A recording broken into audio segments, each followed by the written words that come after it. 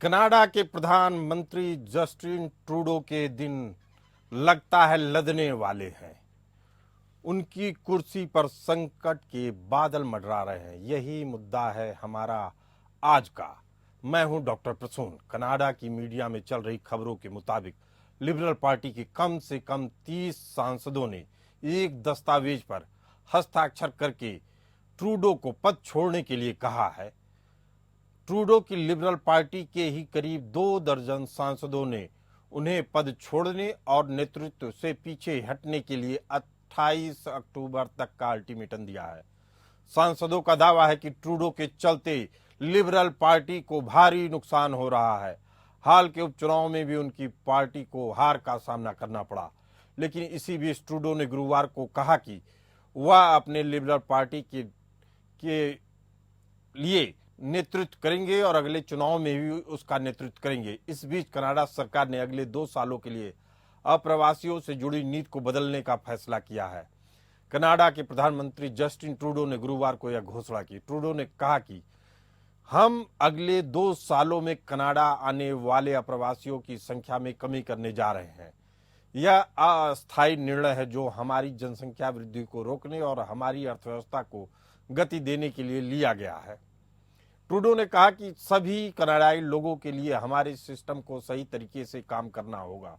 इससे पहले प्रधानमंत्री ट्रूडो ने कहा था कि हम कनाडा में अस्थायी विदेशी कर्मचारियों की संख्या कम करने जा रहे हैं। उन्होंने कहा कि हम कंपनियों के लिए सख्त नियम ला रहे हैं ताकि वे यह साबित कर सके कि वे पहले कनाडाई कर्मचारियों को नौकरी क्यों नहीं दे सकते। दरअसल कनाडाई पीएम ट्रूडो ने एक और जहां अपने देश को संकट में पाया है, वहीं भारत के भी निशाने पर हैं।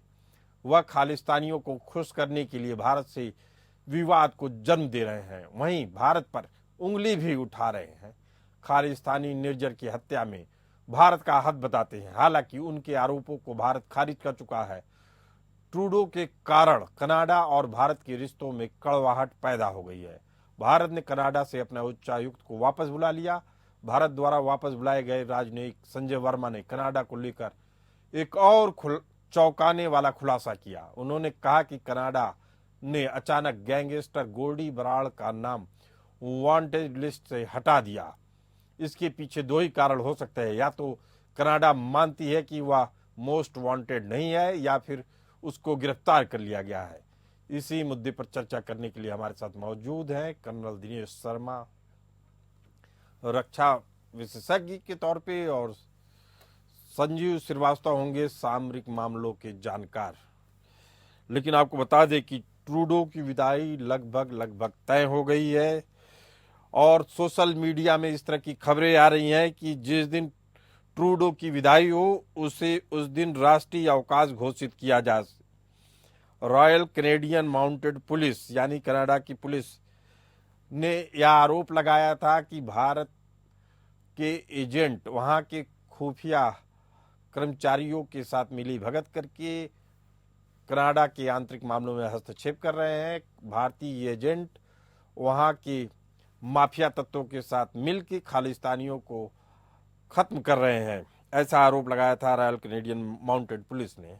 लेकिन आपको बता दें कि कुछ समय बाद ही इस आरोप के जस्टिन ट्रूडो ने मान लिया था कि उनके पास इस मामले में कोई पुख्ता सबूत नहीं है और पुलिस और खुफिया एजेंसियों की अधकचरी जानकारी के कारण ही उन्होंने भारत पे आरोप लगाए थे। ट्रूडो की इस बयान के बाद पूरी कनाडाई सरकार बैक फुट पे चली गई और इस बयान को देने में ट्रूडो की राष्ट्रीय सुरक्षा सलाहकार नथाली ड्रूइन भी शामिल थीं। हालांकि अब भारतीय राजदूत संजय वर्मा का कहना है कि कनाडाई संसद से लेकर सेना में भी खालिस्तानी आतंकवादियों की पहुंच है। तो इस मामले पर बात करने के लिए हमारे साथ संजीव श्रीवास्तव जी मौजूद हैं, सामरिक मामलों के जानकार।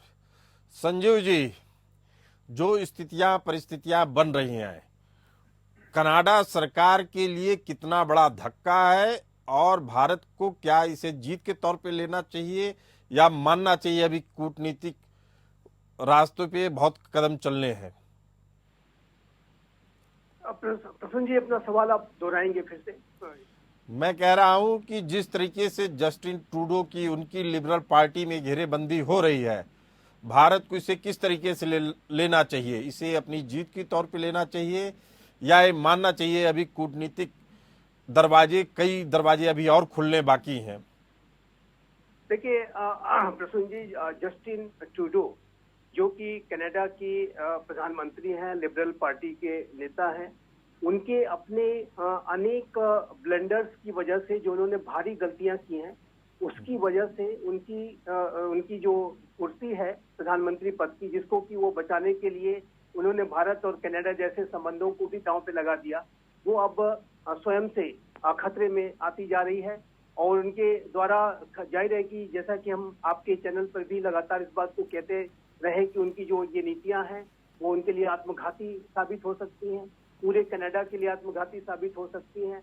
जिस तरीके से उन्होंने अतिवादी आतंकवादी तत्वों को तुष्टीकरण की नीति के तहत उन्हें लगातार खुश करने की कोशिश, अपील करने की कोशिश की, और उस प्रक्रिया में उन्होंने ऐसे जो डेंजरस एलिमेंट्स को अपने टेरिटरी पर शरण दे रखा है, उसे डिफेंड कर रहे हैं, और उल्टे भारत के ऊपर जो है बेसलेस एलिगेशन लगा करके भारत और कनाडा के संबंधों को उन्होंने जो क्षति पहुंचाई है, जाहिर है कि उसका भी खामियाजा उन्हें भुगतना पड़ रहा है। उनकी छवि, उनकी लोकप्रियता लगातार गिर रही है। उनकी अनेक घरेलू नीतियों की वजह से जो अब विपक्षी पार्टी तो कंजर्वेटिव पार्टी तो अपना पूरा दमखम दिखाई रही है उनको घेरने में, लेकिन अब लिबरल पार्टी के अंदर ही उनके विरुद्ध असंतोष लगातार बढ़ रहा है, और इस बात की संभावना हो सकती है कि वो उनको चुनावों के पहले ही जो है उनको उनकी जगह पे नया रिप्लेसमेंट लिबरल पार्टी ढूंढ ले, क्योंकि 9 सालों से लगातार शासन कर रहे हैं, और जाहिर है कि उनके नेतृत्व में यदि ये लिबरल पार्टी चुनाव में जाएगी तो उसकी हार सुनिश्चित है। तो ये जो स्पष्ट रूप से दिखता है कि लिबरल पार्टी अब जस्टिन ट्रूडो के विकल्प की तलाश में है, और वो विकल्प संजीव श्रीवास्तव जी, ट्रूडो ने साफ कर दिया है कि वह पद छोड़ने के मूड में नहीं है। वह कह रहे हैं मेरे ही नेतृत्व में अगला चुनाव लड़ा जाएगा। इसे आप लिबरल पार्टी के अंदर कितना बड़ा संकट मानते हैं?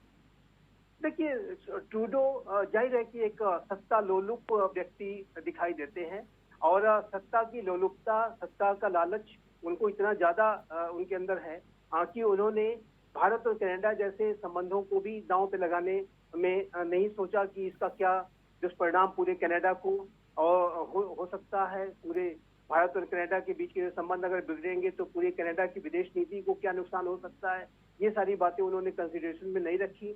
और जाहिर है कि उनकी इसी इमेच्योर और बेहद ग्रीडी जो उनका अप्रोच है सत्ता को लेकर के, अपनी कुर्सी को लेकर के, उसकी वजह से भी उनकी लोकप्रियता लगातार गिरी है, और उनका जो एक अपरिपक्व चरित्र है वो एक्सपोज हुआ है। या परिपक्व चरित्र इसलिए भी एक्सपोज हुआ है क्योंकि जो गुरुपतवंत सिंह पन्नू है, आतंकवादी घोषित है भारत में, उसने सीधे तौर पे कहा कि हमारी इंटेलिजेंस रिपोर्ट को हम कनाडा की खुफिया एजेंसियों के साथ साझा करते थे, इस इंटेलिजेंट इनपुट को हम साझा किए, उसी की बिना पे कनाडा की खुफिया एजेंसियों ने भारत पे आरोप लगाए। अब ऐसी स्थिति में और फजीहत हुई ट्रूडो की, लेकिन रिटायर्ड कर्नल दिनेश शर्मा हमारे साथ मौजूद हैं। क्या कोई एजेंसी केवल एक आतंकवादी के इंटेल इनपुट पे किसी दूसरे देश पे इतना बड़ा आरोप लगा सकती है? क्या वो एजेंसियां हाथ पे हाथ धरे बैठी थी, उनको नहीं मालूम था कि भारत सरकार सबूत मांगेगी? जी डॉक्टर साहब, किसी भी हालत में देश का जो शीर्ष नेतृत्व होता है वो इंटेलिजेंस की इंफॉर्मेशन को प्राप्त करता है, उसको अपडेट किया जाता है कंसर्न्ड पॉलिटिकल लीडर्स को, लेकिन समझदारी उस पॉलिटिकल लीडर्स की या उस एस्टेब्लिशमेंट की होनी चाहिए कि जब तक उनके पास हार्ड एविडेंस नहीं है या उस इंफॉर्मेशन को प्रॉपर कॉरोबरेशन नहीं किया गया है तो वो एक नॉर्मल एक सूचना के तौर पर उसको समझना चाहिए। लेकिन इन्होंने based on the intelligence report के ऊपर इन्होंने इतना बड़ा डिसीजन ले लिया था।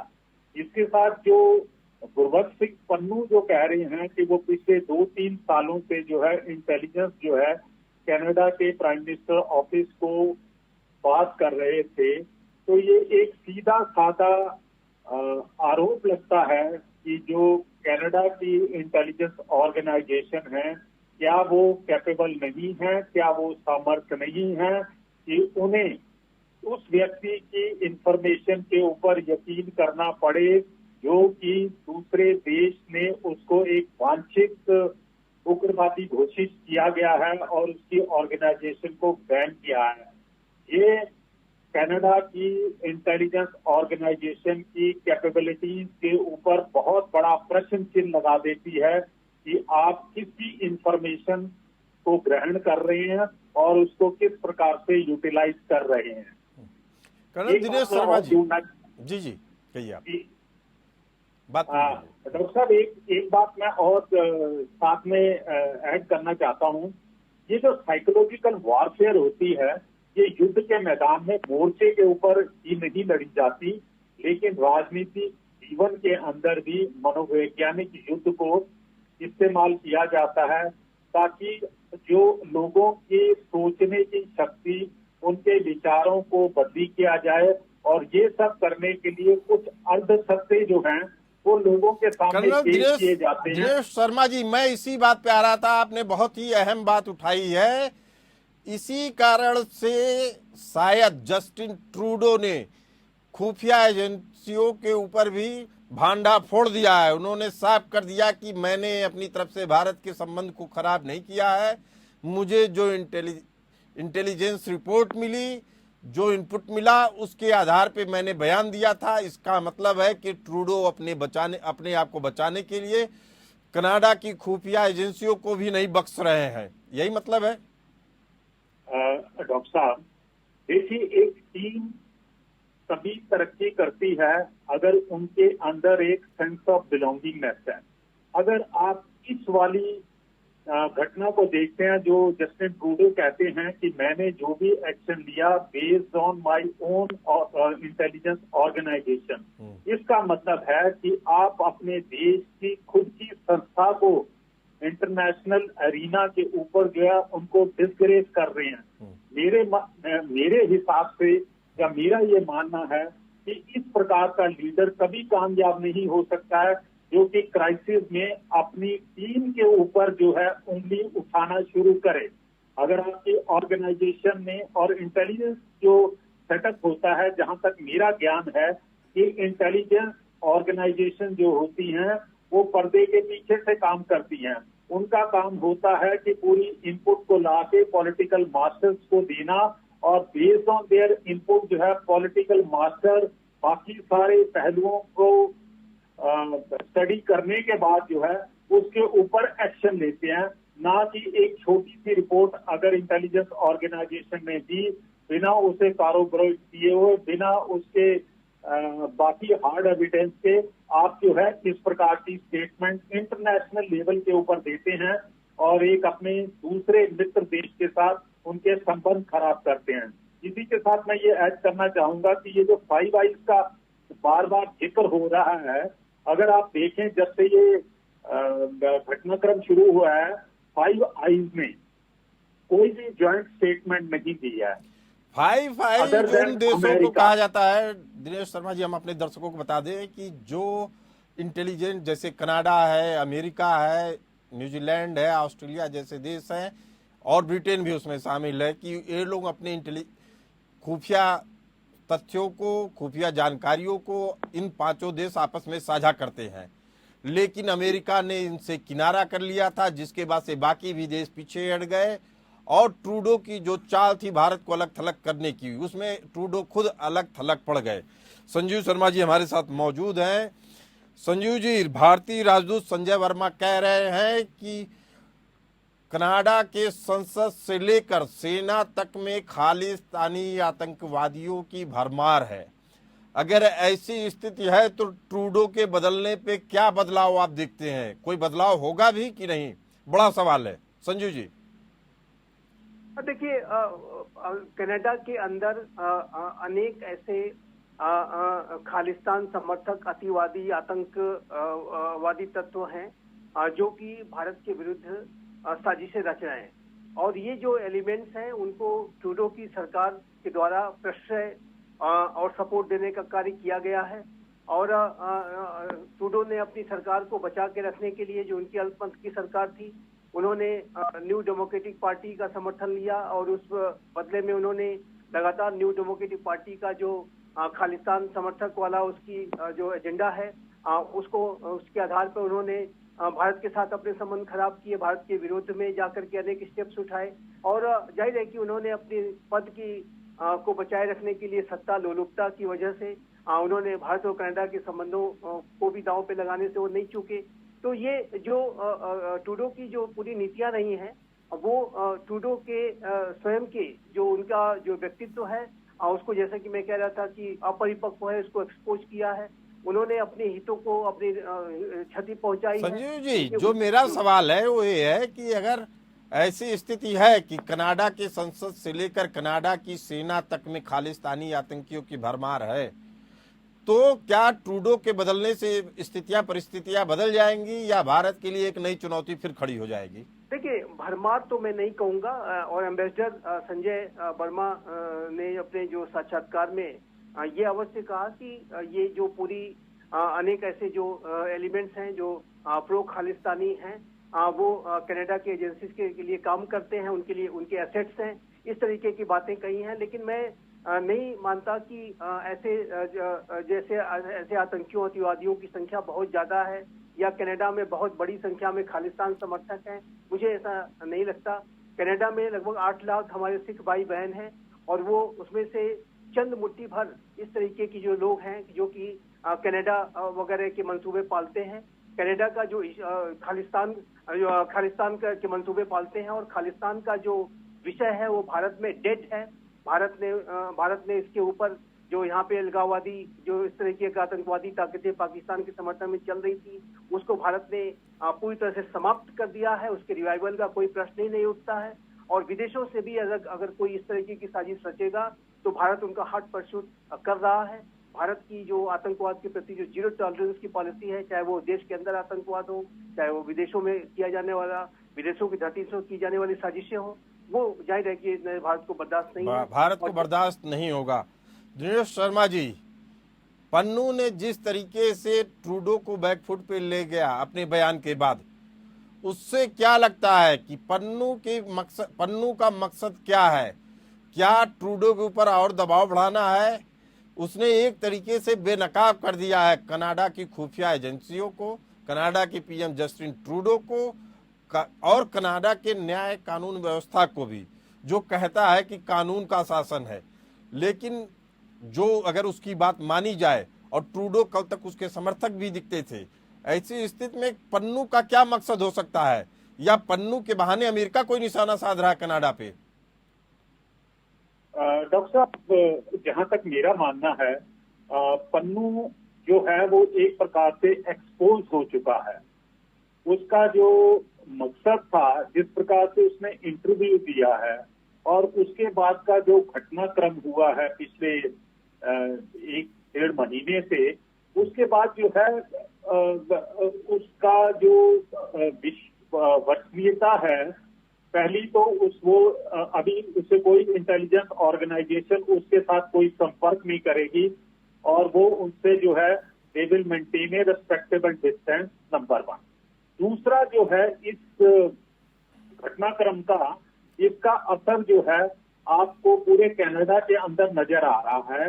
कंजर्वेटिव पार्टी के जो चीफ हैं, अपोजिशन के जो चीफ हैं, कोई लीडर, उन्होंने भी इस ट्रूडो के बिहेवियर को क्रिटिसाइज किया है। वो भी नहीं चाहेगा कि इस प्रकार की कोई घटना आने वाले दिनों में, भविष्य में, या अक्टूबर 2025 के बाद जब ये लोग दोबारा अगर गॉड विलिंग अगर ये जीत जाते हैं अपोजिशन वाले, तो वो लोग किसी प्रकार का जो है पन्नू जैसे लोगों को वो कोई बढ़ावा नहीं देंगे।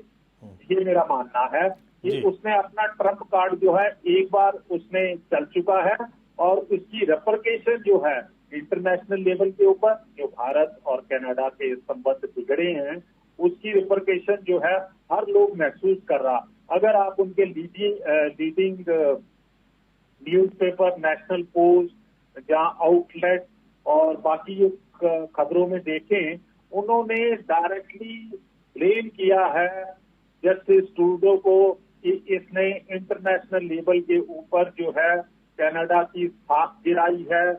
पब्लिक इसके अर्ध सत्य को समझ गई है, क्योंकि ये बेसिकली नाउ पब्लिक और बाकी पॉलिटिशियंस जो है जो पहले बड़ी सॉलिडेरिटी दिखाई थी संसद के अंदर, अब उनको एक्चुअल पोजीशन का पता चल गया है कि ये जो है सारा का सारा जो है एक नैरेटिव गढ़ा गया था अपनी कुर्सी को बचाने के लिए और आने वाले जो अक्टूबर 2025 के अंदर फेडरल इलेक्शन है उनको जीतने के लिए, तथा एक सेगमेंट ऑफ पॉपुलेशन है जिनका ये वोट बैंक को कंसोलिडेट करना चाहता था।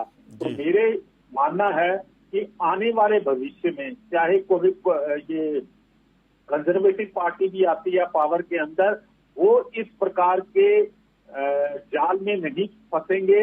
वो चाहेंगे कि भारत के साथ हमारे संबंध अच्छे हों, और ये मेरा मानना है कि अक्टूबर 25 के बाद जो है ये जितना भी घटनाक्रम है हुआ है या जो भी कुछ हुआ है उसके ऊपर इम्प्रूव होंगे। साथ में मैं कहता हूं अभी 1-2 दिन पहले जो है क्या कहते हैं उनके गैंग के जो सदस्य हैं उन्होंने एडमिट किया है कि they were involved in killing of Ripudaman Singh Malik. तो इससे ये जो सारे के सारे ब्लेम हमारे ऊपर लगाए जा रहे थे कि भारत की खुफिया एजेंसी जो है उसके देश में जाके खालिस्तानी सपोर्टर्स को जो है हम लोग उनको मारने की कोशिश कर रहे हैं। तो ये 2 गैंगस्टर की जो स्टेटमेंट या 2 गैंगस्टर की जो इंटेरोगेशन में आया है, ये जस्टिन ट्रूडो के कही हुई बातों को झुठलाता है। और अब वहां से आवाज भी उठने लग पड़ी है कनाडा से कि इस चीज का ये जो गैंगस्टर ने एडमिट किया है उसकी प्रॉपर इंक्वायरी हो।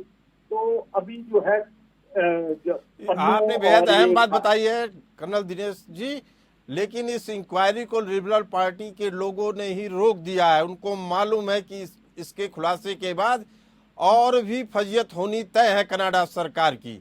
लेकिन अब फिर एक बड़ा सवाल है, संजीव जी आपसे पूछना चाहूंगा, 30 सेकंड में आपसे जवाब भी चाहूंगा कि जो स्थितियां परिस्थितियां हो रही हैं, कनाडा की फजियत हो रही है, कनाडा बैकफुट पे है, सारी चीजें ठीक है, क्या इसमें अमेरिकी साजिश का भी एंगल देखते हैं या नहीं आप? देखिए, अमेरिका की कोई साजिश तो मैं नहीं देखता इसमें। और अमेरिका जाहिर है कि कनाडा के साथ भी अपने संबंधों को बना के रखना चाहता है, उसका एलाई है, 5 आई का वो भी सदस्य है, दोनों पड़ोसी राष्ट्र हैं। और वहीं भारत के साथ भी अमेरिका अपनी स्ट्रेटेजिक पार्टनरशिप को बनाना चाहता है, उसको बिगाड़ना नहीं चाहता। तो अमेरिका का जो अभी तक जो बयान आता है इस संदर्भ में, वो एक संतुलन साधने की उसकी जो कोशिश होती है वो होती है। लेकिन एक बात बहुत स्पष्ट है कि जहां तक आतंकवाद, अतिवाद के ऊपर जिस तरीके की एकता यूनाइटेड स्टेट्स ऑफ अमेरिका को भारत के साथ और जो अन्य जो इस ऐसे जो इमर्जिंग जो राष्ट्र हैं उनके साथ दिखानी चाहिए, वैसी एकता की कमी दिखाई देती है, जिसका खामियाजा अब अमेरिका को खुद उठाना पड़ रहा है। इस चर्चा में आप दोनों खास मेहमान जुड़े रहे, आप दोनों का बहुत बहुत धन्यवाद। फिलहाल इस चर्चा में इतना ही, हमें दीजिए इजाजत, चलते रहिए एपीएन न्यूज के साथ।